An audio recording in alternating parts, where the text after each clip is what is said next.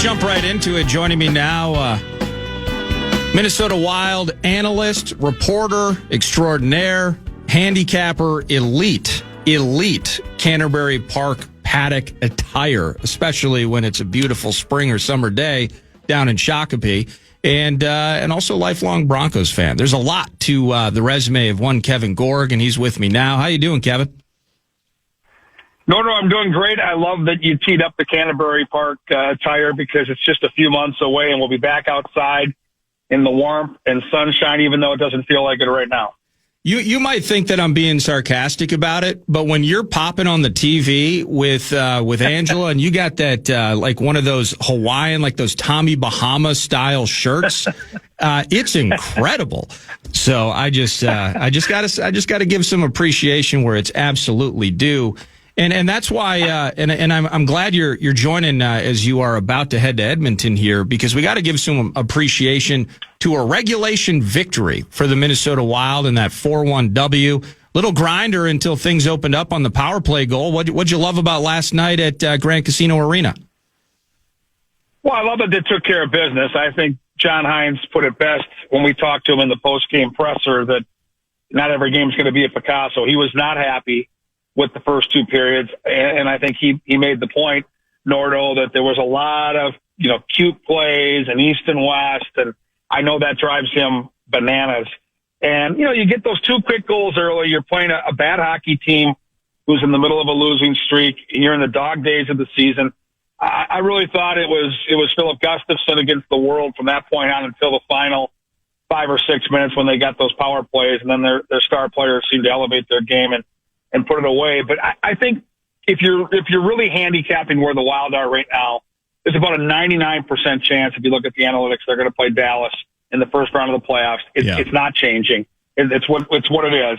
I don't think home ice is that crazily important. And you got some guys that are beat up and tired. It's been a really busy schedule. There's been a ton of travel. You got a veteran hockey team here.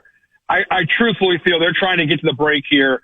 And the guys that aren't going to be going over to Italy are going to use those 3 weeks to really recharge and reset. I think when they get back and you get Brodin back and healthy and you get into the final 3 weeks of the season, you try to get a little momentum then, and you want to be playing your best hockey because they're clearly not playing their best hockey right now, but they're such a good hockey team and they have such great goaltending that they're able to survive. And I think that's a good thing. Is there any worry you mentioned the post game last night and, analyzing and not being happy with certain things is better in a victory than anything, than in an L. But, the post game in the Blackhawks game where he talked about, hey, Chicago was just ready to play, man. Like we didn't have it. We weren't on time was kind of the phrase when I chatted with him yesterday. We didn't show up on time. Is there worry about that as part of the grander not playing our best hockey related conversation is just the idea that they're not ready to go at puck drop like that would be frustrating if I'm John Hines. Yeah, it's a fear factor thing too. I mean, I think right now it's all about habits and you don't want some of those bad habits to become something that creeps into your game on a regular basis. And I think you saw a little bit of a response in the opening 5 minutes last night where Minnesota did arrive on time and the Wild came out and had a good start and got a couple of goals. And I do believe with a veteran team that when push comes to shove, it'll be just fine. But I think, if you're John Hines and that coaching staff, even though you're 3 games away from the break, you can't have one foot out the door. Take it one game at a time and get back to what you do. And when this team's playing their style of hockey, and John Hines always says, let's get it north. Well, you've got the guys right now led by Quinn Hughes that can do that. I just think sometimes watching this group, especially last night, they just seem a little bit mentally distracted. And I think, like I said, I think they're trying to grind it out here, get to the Olympic break. And I think when you get back, you've got 2 quick games at the end of February and all of a sudden you're into March. And March always feels different. For a multitude of reasons here with the Wild. The weather starts to warm up. You start to really look at, more dialed in on the playoffs and where everybody is with position. And then you can start to really see it. Right now, it feels like forever from now. And I think you're seeing that be a big factor in kind of how they're playing with some inconsistencies. Maybe the best way, and I'm sure the coach won't look at it this way, you could just say the Wild were really, really, really efficient in the first period. I mean, how about that? 3 shots, you get 2 goals. That's got to make everybody smile, right? The analytics department is like, okay, hang on, you're unhappy, John. But they were very, very efficient. You think they can just write it off like that? I don't know if they're going to write it off like that because, they gave up 13 or 14 shots and Gustafsson had to make a couple of big saves. But I will say this, Nordal, of the 3 shots they got, the 2 that went in were beautiful plays. Tarasenko makes a super athletic play, glove down to the ice, pass across the goal mouth. Yurov's got basically the backside of the net wide open. And then, of course, the Jake Middleton stretch pass floater that Hinostroza was able to catch, release, get down to the ice, and then snap off in the upper corner. They were both beautiful goals. It just felt like Calgary had the puck the rest of the period.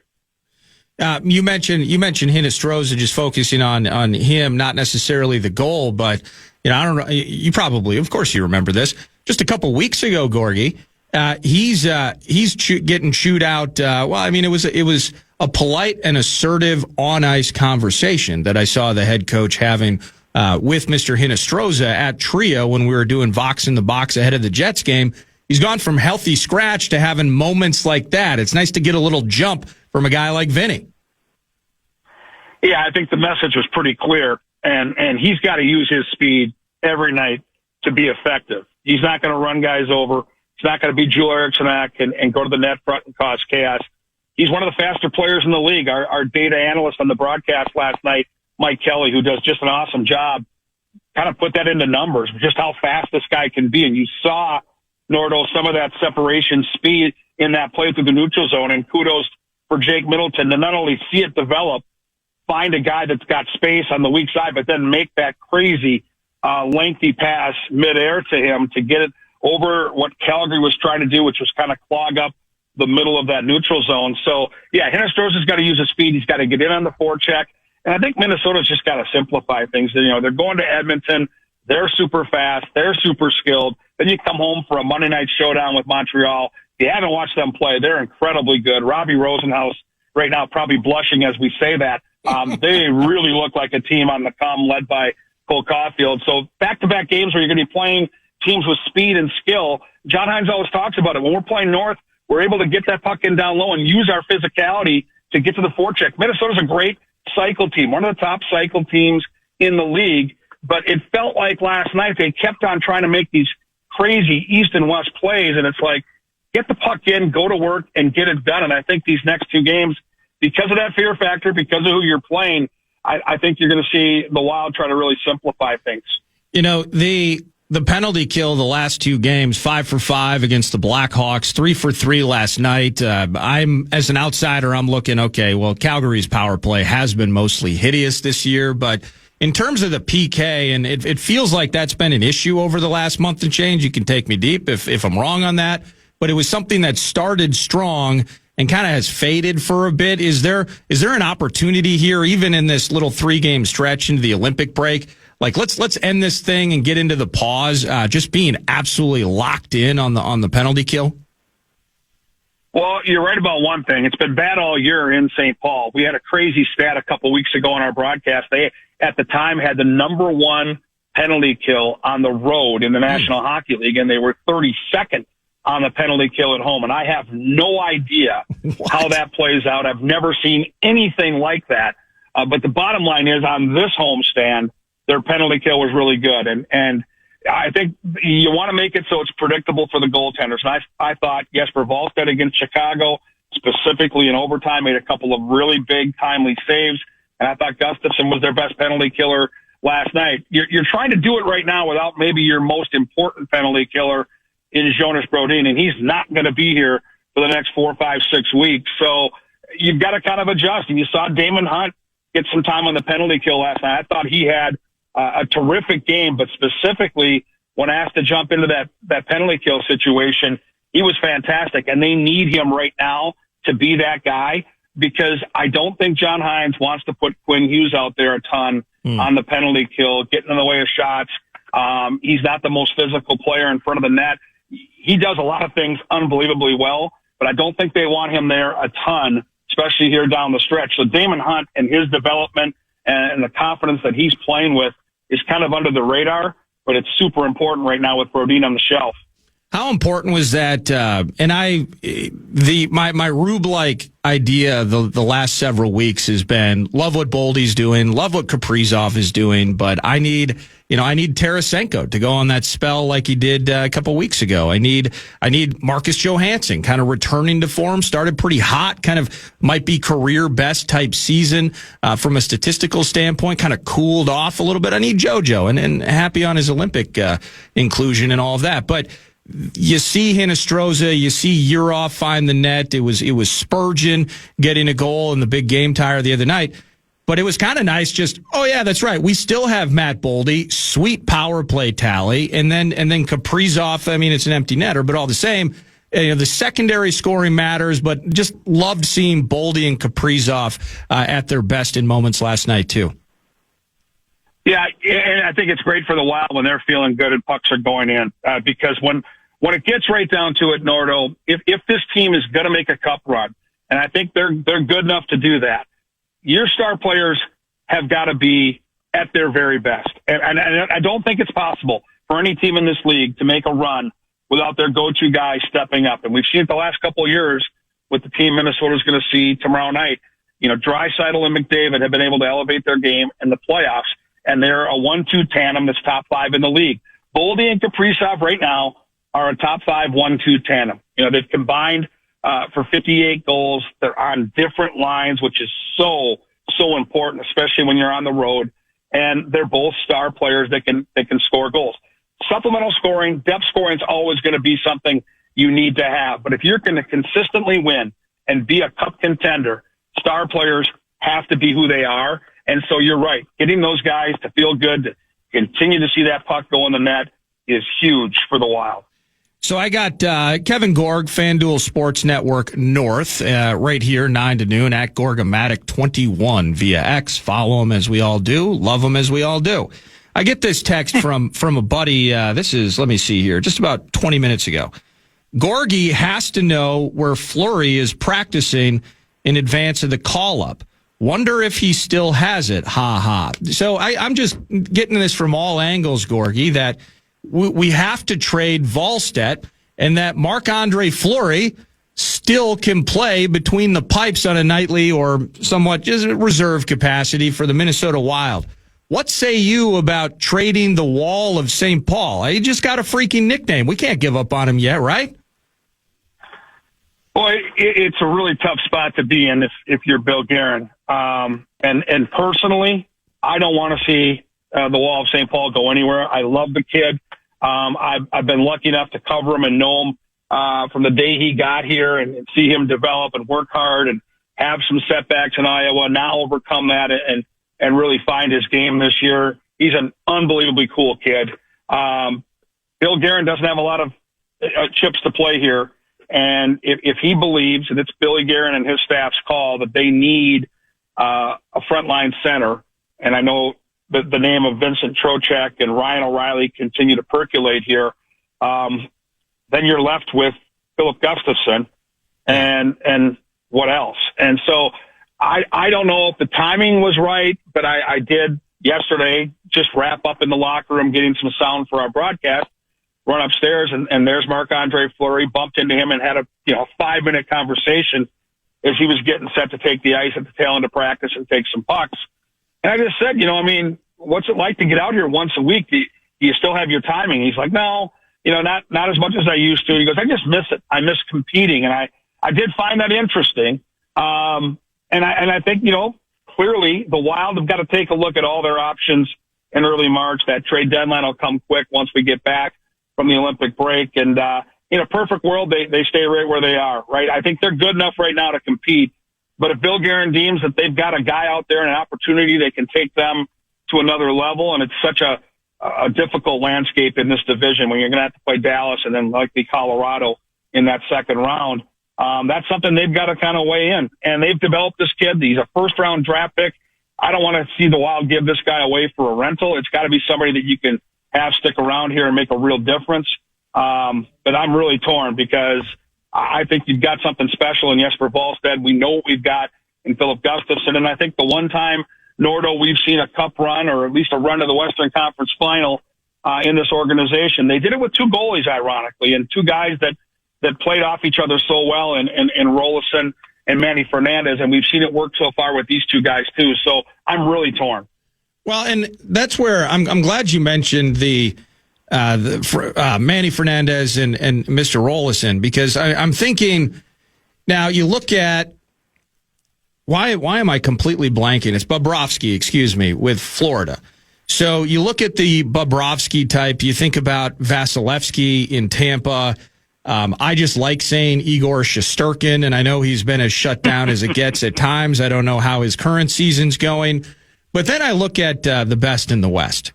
The combination of Wedgwood and Blackwood, those two trees in the Mile High, and I can't remember which one it was. One of them was kind of admitting that there was a goalie loss, I think was, maybe it was Blackwood the other night, I forget. But imperfect as they are, that tandem is the tandem in the National Hockey League. But still, it feels like you have two or three goaltenders in the NHL where you're never going to the second guy over the course of a season.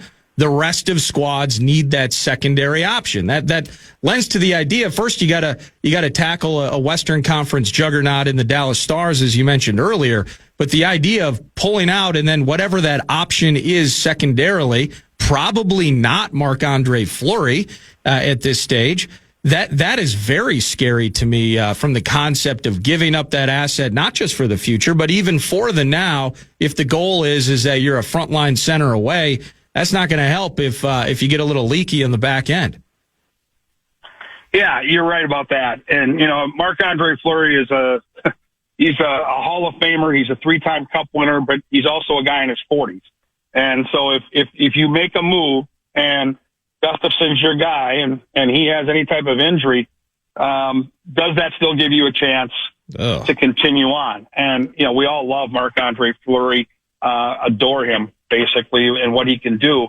It'd be a tough spot to be in. And, I don't think it's any mystery in this league. I think depth is a good thing at every position. And, the top two tandems in the National Hockey League in terms of save percentage right now, Colorado 1, Minnesota 2, and they've got that 1-2 punch in the net that you need. Now, people will argue that during the 82-game schedule with the back-to-backs and the condensed schedule, that gets magnified. In the playoffs, you're likely going to have a day off in between, so the wear and tear isn't quite the same.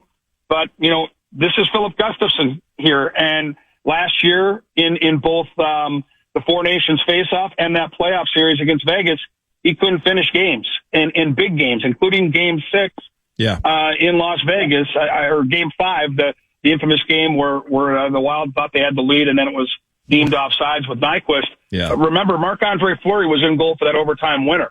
So it's a tough call for Bill Guerin and his group, because I think you really want that frontline center, but you might be leaving yourself at a position that's so valuable where you might not have the depth you need. So really a tough call and really a great question. And I think here in the next, 4, 5, 6 weeks, we're going to get the answer. But I would not be surprised. A lot of the steam, the Michael Russos of the world who are so plugged in are saying it very likely could happen.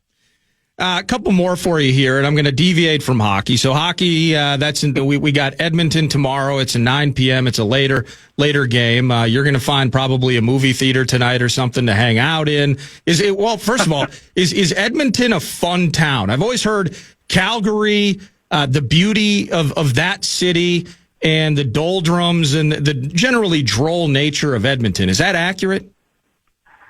Yeah, I mean, it's not Winnipeg, which is at the bottom of the food chain for me. Edmonton is, we're always there in the dead of winter, which we will be again this weekend.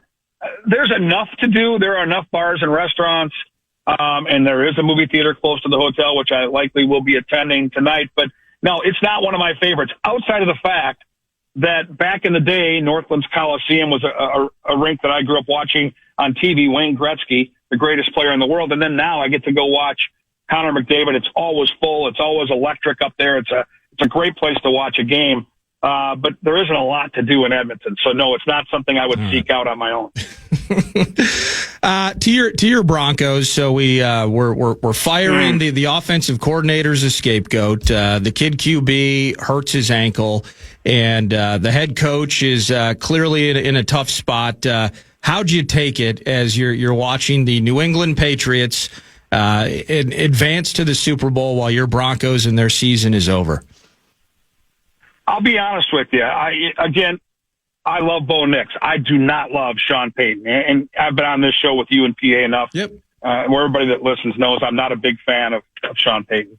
And I find it to be a little bit of karma. I'll be honest with you. With the Bounty Gate and the way that the New Orleans Saints went after Brett Favre, it's almost ironic that he gets this team in Denver and has this young quarterback that he handpicked, and it's an injury that keeps him away from going to the Super Bowl. Because I'm certain of one thing after watching part of that game and kind of digesting what happened. If Bo Nix plays in that game, I think Denver wins by double digits. And I don't think I'm going out on any limb. You're 100% right. 100% that being said, right. I thought Sean Payton did not do a great job within that game. Bad weather, great defense, forecast for snow during the second half, chance to go up 10 with that rock star defense. We decided to go for it, and the play call was obnoxiously bad, and he's got his fingerprints on all that stuff. Some weird decisions with field goals and when to kick from distance and bad weather. And I think if you were looking back at that game and saying, did Sean Payton put his best foot forward?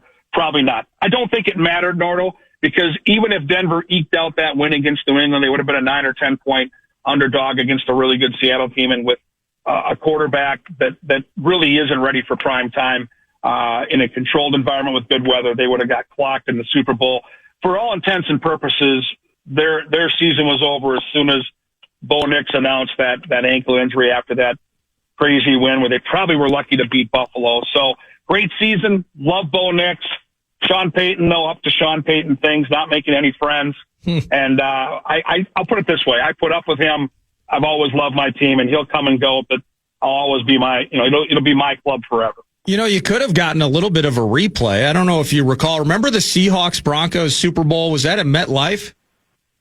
Yeah, it was awful. First play of the game, safety. Peyton Manning sacked in the end zone. It was a disaster. Percy the Harvin Broncos with the were kick never return? in that game.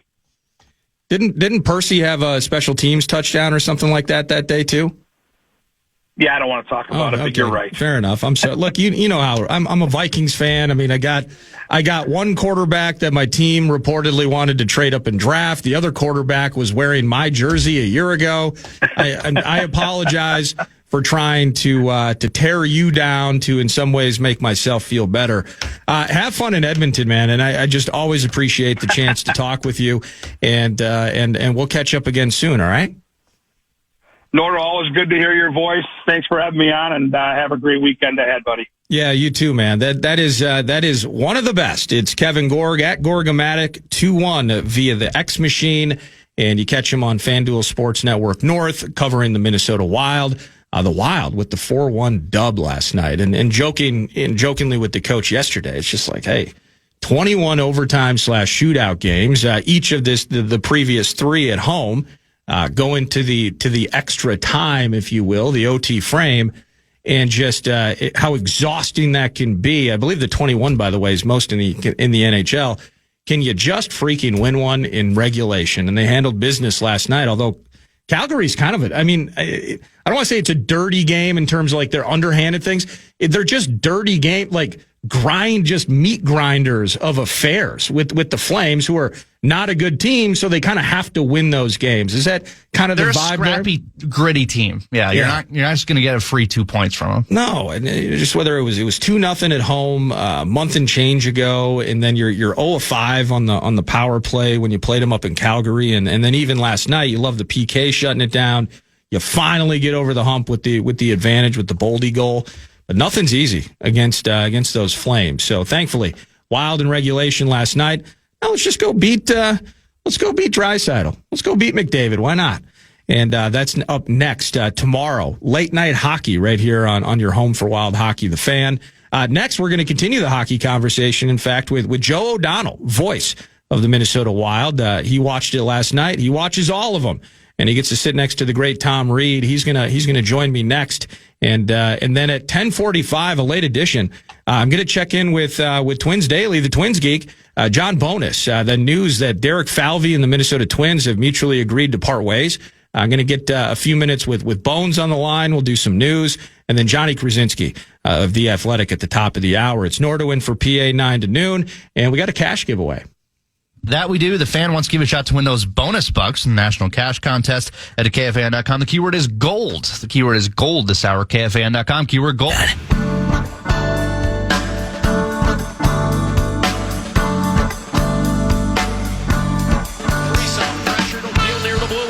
Gives it back to Hughes. Win Hughes feeding Zuccarello. Toss back to Hughes. Right circle, Kaprizov in front. They score! Boldy with the deflection. It's a power play goal. That one 2:43 to go. The Wild have a 3-1 lead.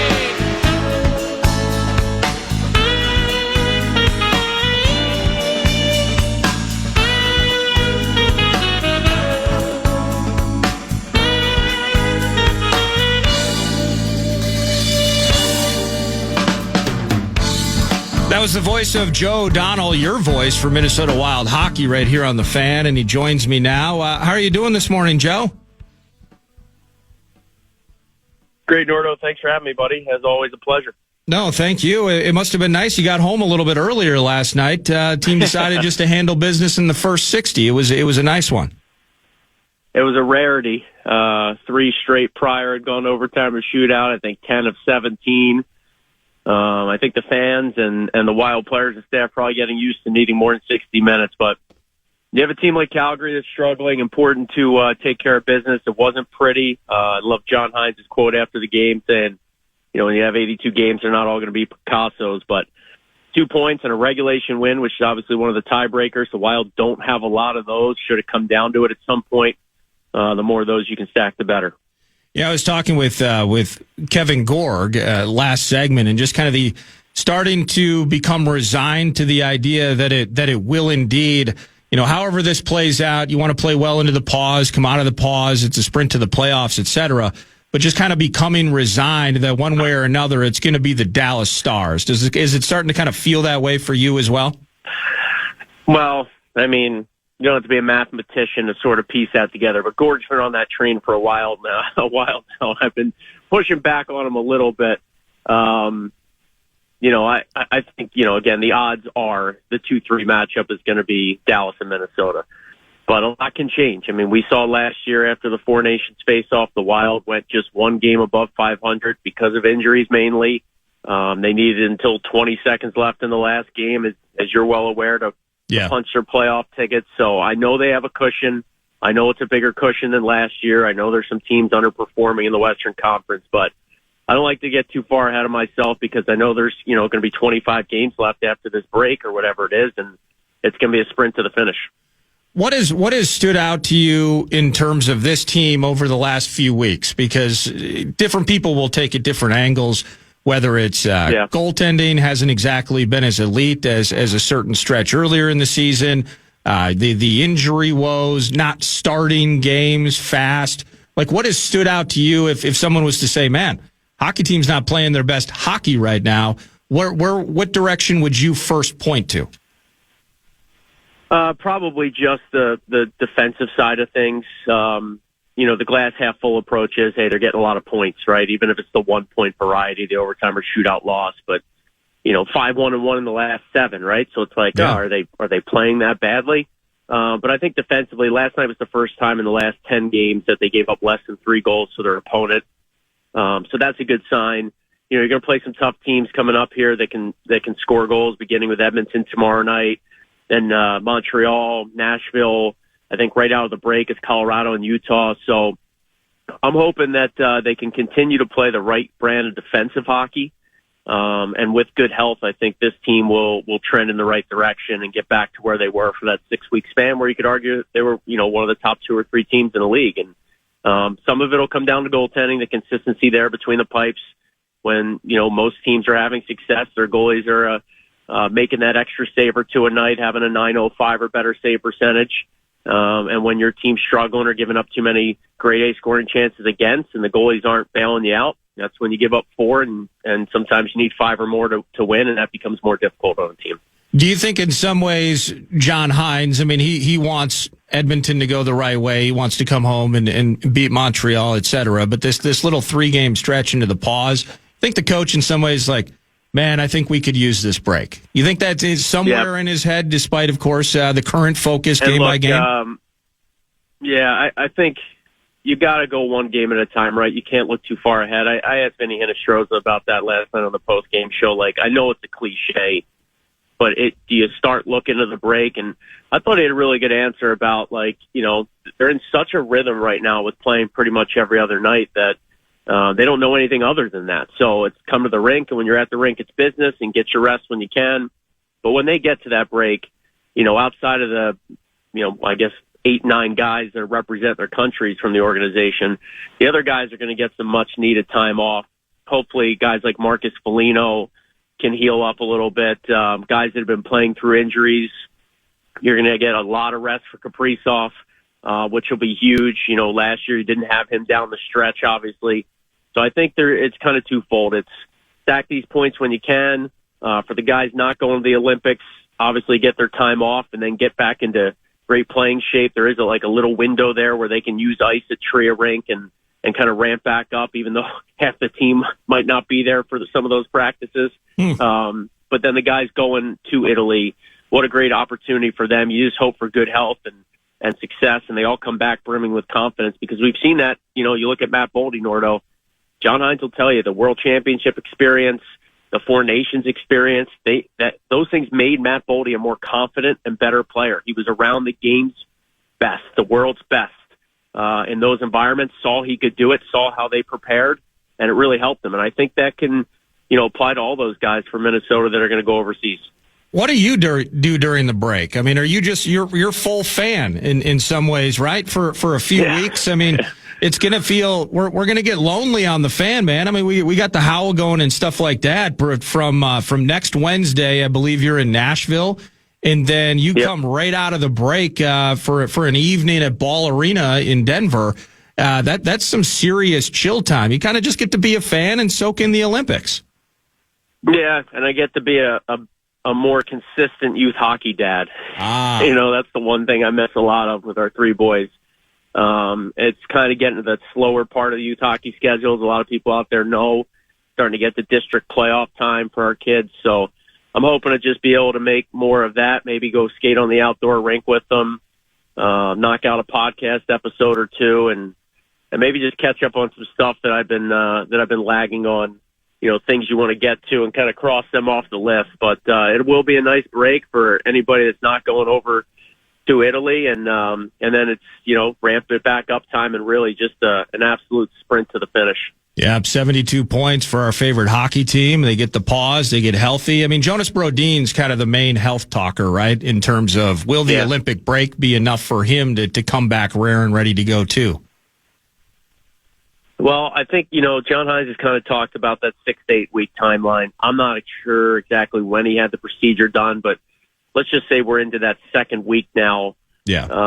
You know, I think you'd probably expect him back at some point here. Well, before the end of the regular season might be a stretch, but hopefully enough time to ramp up, to feel confident that the injury is, you know, not only fixed, but that he's feeling 100%. And what a boost. Obviously, you know, the guy they call Jimmy can be on that back end. He is as good as it gets. And look, I'm not going to say he's the reason why the team's been giving up. His absence is the reason why the team's giving up more goals recently. But I don't think it's much of a stretch to say when you're without maybe your best shutdown defenseman and one of the best shutdown defensemen on the planet, like, you're going to give up more scoring chances. You're going to give up more rush chances against.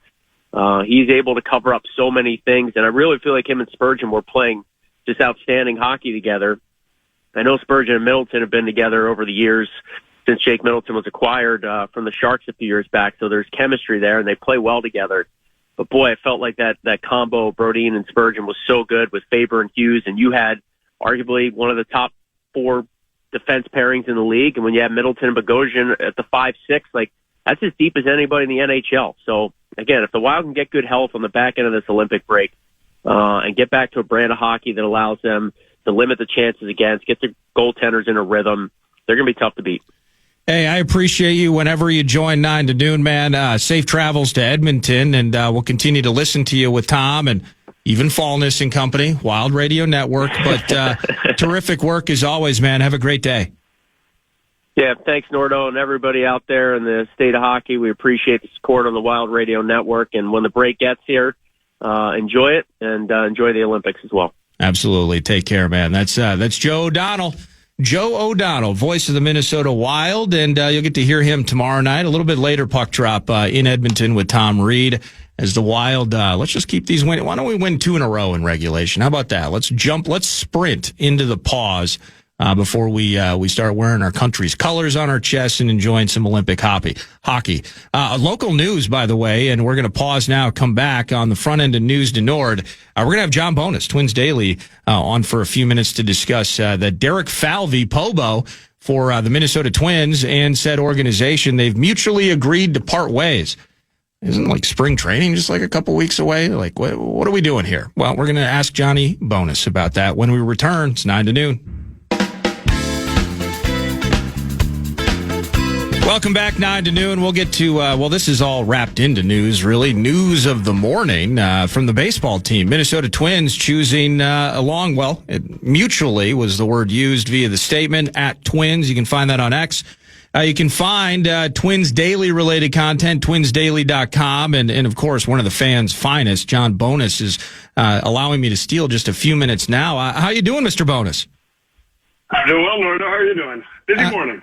Busy morning indeed. And again, just a few minutes because I know this has to be elite emergency podcast, Patreon style, Gleeman and the Geek type of content. So digging. That is correct. And in fact, we also have a press conference coming up here, I think at 11 or 11:15 with both Derek Falvey and Tom Pohlad. It will be interesting to see what each of them say. Well, and that would lend to the idea if Falvey's part of this bit that clearly mutual indeed is the case here. What do you think about it? The timing, just what is kind of fresh in your brain here as we're all kind of ingesting and digesting this news? I mean, I'll start with this. My first reaction when I heard the news was I've kind of wondered for months whether or not Falvey wanted. If this was the job he had signed up for. You know, within the last 2 years, he spent 7 years building an organization, and then within the last 2 years, they've cut payroll by $60 million. They cut payroll each of the last 3 years by about $20 million. They went through a potential ownership sale, then not an ownership sale, then a restructuring of $500 million in debt. Then they also had him, change to president of business and baseball operations, not just business operations. Then they had a change in who the executive chair from the Pohlad family was that was going to be overseeing the whole thing, and that happened within the last month. Wow. I mean, so this is not the job he signed up for. It's not the job it was for the first 7 years. Like it's been his hands have been tied. In the off season, his hands have been tied at the trade deadline, except for the last trade deadline when he was, in a position where he ended up, trading off 11 of the players on the team. One of the biggest trade deadline fire sales in Major League Baseball history, right? And now, even after that, and even after unloading Correa's, $30 million salary or $20 million of his $30 million salary, he gets yet another $20 million payroll cut. It looks like. And if there was any sort of thought process of, hey, we got to be competitive, even if they wanted to invest, money in the team right now, that came so late in the offseason that most of the big free agents have been completely snapped up. Right? There's not a lot of path forward in terms of available items on the shelves to go get. So that was my first thought about the whole thing. Let me give you my second thought on this, which is you mentioned, which is the timing. Timing on this is weird, okay? The off-season, he oversees both the baseball and the business side operations. Baseball side's not yet done. They still have at least one spot open on the 40-man roster that they're trying to get a reliever for. Spring training begins, 2 weeks from yesterday. The business side is even more baffling because Dave St. Peter, who was the president of the team for 20-plus years from 2002, stepped down last March, and Derek Falvey took over for it. And now he's leaving that role, the president of that one, completely unmanned for just 2 months before the season starts, before opening day. This whole thing feels rushed.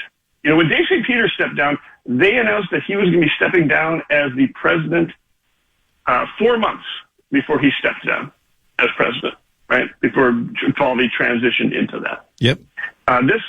This, as of this morning at 9 a.m., I could not get anybody. We knew a move was coming. I thought it was going to be signing a reliever. Nobody knew this was coming, or nobody was talking about this coming. This was completely unforeseen, and it's unusual for any organization to have a leadership vacuum without a transition plan as such a critical part of their business year.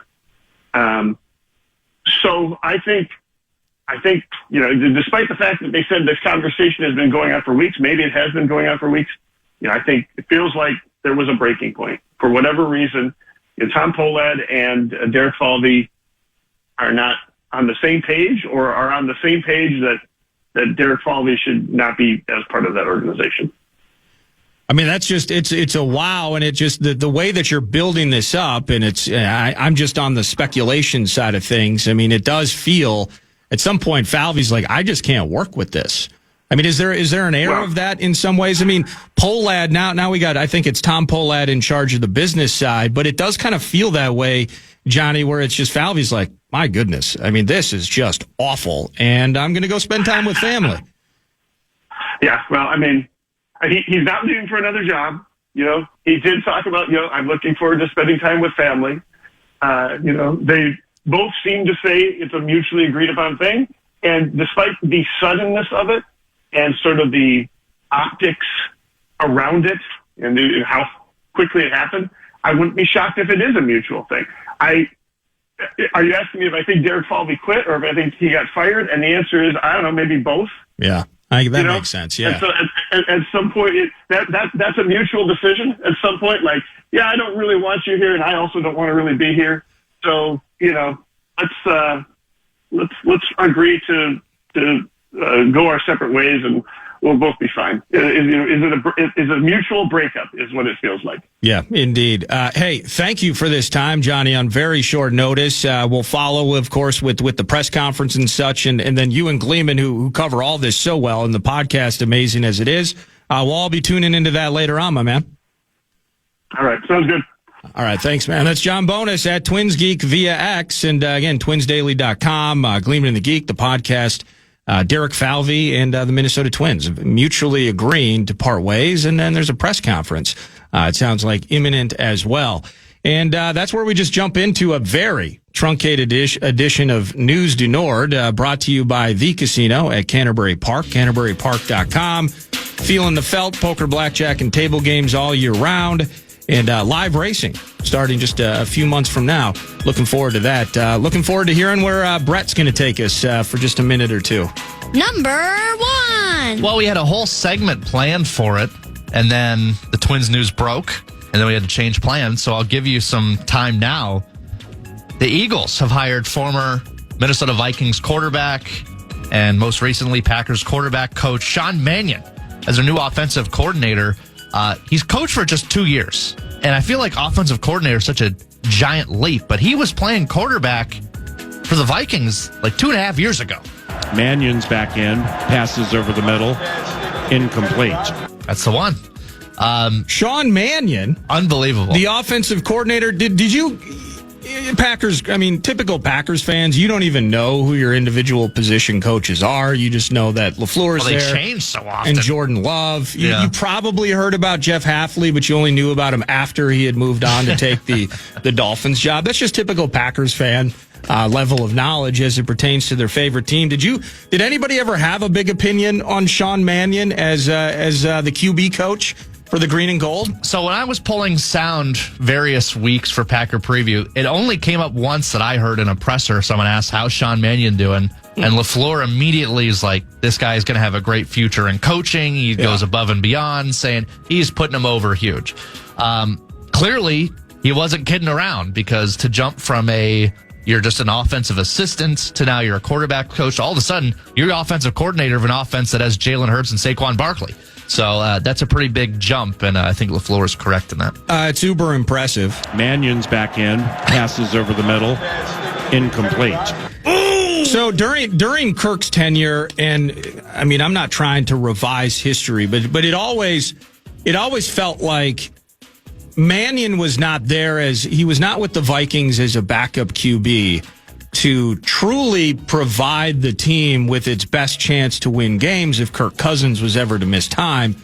It was really in a support role to get the most out of Kirk. And in some ways, even, again, prior to his playing career ending, I'm going to play this over and over until the end of time. Mannion's back in, passes over the middle, incomplete. All jokes aside about Mannion, and I would make the comment quite regularly, like it's a good thing that we have Sean Mannion on the team because he is the greatest in the history of the world at operating a Microsoft Surface on the bench. You've never seen anybody better than Sean Mannion on the bench operating a Microsoft Surface. Now, tongue in cheek, I would say this because if Kirk ever missed time, and that audio, by the way, if you forgot, Mannion's back in, passes over the middle, incomplete. I believe was in a 2021 season where the Vikings were fighting for their postseason lives, and there was a primetime game at Lambeau where Mannion started. Mannion, he got his finger bumped, had to leave for a series. Kellen Mond would come in. We know how that went. Do you think you want to get a look at Mond next week? Not particularly.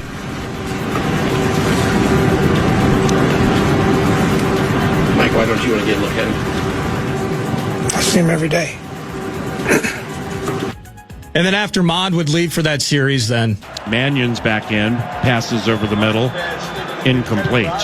All jokes aside, clearly he is that good with a Microsoft Surface, that he sees the game that well from the bench, where on a night when Kirk Cousins wasn't able to go, I think he caught the COVID bug, and he was in the protocol, et cetera, if you remember those days. Mannion went in, and it was nothing short of a catastrophe. He threw a late touchdown pass, I believe, to KJ Osborne, maybe at the end of the third quarter, and it was just a rout. It was 30-something to 10, if I remember correctly. But to that end, congratulations to Sean Mannion. Now, he's not exactly finding himself, or is he? I guess it depends, because good coaches end up becoming head coaches. But this coordinator situation with the Eagles is interesting. Doug Peterson running things in 2020, but then it was Shane Steichen 21 and 22. The Eagles go to the Super Bowl. I believe they lose to the Chiefs at the end of the 22 season. Steichen then goes and becomes the head coach of the Colts. The Colts. Man. Maybe Colts fans are cult-like down in Indianapolis. Who knows? Don't drink the concession stand. A slip of the lip. Yeah. Then Brian Johnson, not Fantasy Football Weekly's best Brian Johnson, a different one, I believe. He was an OC for a season in 2023. They win the Super Bowl with Kellen Moore as the OC in 2024. He's now the head coach of the Saints. And then the much maligned, it was a tough year. That was a season in which Kevin Patullo probably didn't read a lot of the Philly Inquirer, probably didn't listen to Merrill Reese or anybody else that jumps on the juggernaut. WIP 94, you're home for fly, Eagles fly. And now it's Sean Mannion. That is the sixth offensive coordinator in the last 7 seasons for the Birds. 6 different OCs for Jalen Hurts. Yet they have found their way to 2 Super Bowls, finding a trophy in one of them. That's a hot spot. And when things are going we talked about this during the season with the Eagles, just, is this a team that loves the drama? Is this a team that kind of manufactures their own grit or their own tension? You got Big Dom on the sideline, the whole thing. It's just obnoxious as a Vikings fan, certainly with maybe some bad memories of the 2017 season and that title game. But all the same, Sean Mannion, that is awesome. I'm so happy for him because at one point, just making stupid jokes. Mannion's back in, passes over the middle, incomplete. When I thought he was just languishing on the bench, he was preparing himself to become the offensive coordinator of one of the NFC juggernauts in the Philadelphia Eagles. Congratulations to him. awesome opportunity for him, and I hope that this is not the trend that continues. And for Jalen Hurts' sake, they wouldn't be bad to have an offensive coordinator last more than a season or two. But that's super cool for Sean Mannion. Cool news that popped. You had no idea he was a quarterback's coach, but now, but now he's gone. He's instantly the love you lost. With that said, we're going to pause, come back. Johnny Athletic, John Krasinski of The Athletic. We're going to chat with him about the Howl, who have now won 3 straight, and they went through a nasty gauntlet. It's like 3 games or 4 games in the last 5-6 nights, something like that. It's been a stretch. They're on the right side of it right now, and they handled OKC last night. So we'll catch up with Johnny Athletic around the corner. Final hour ahead. Nordo in for PA on the Fan.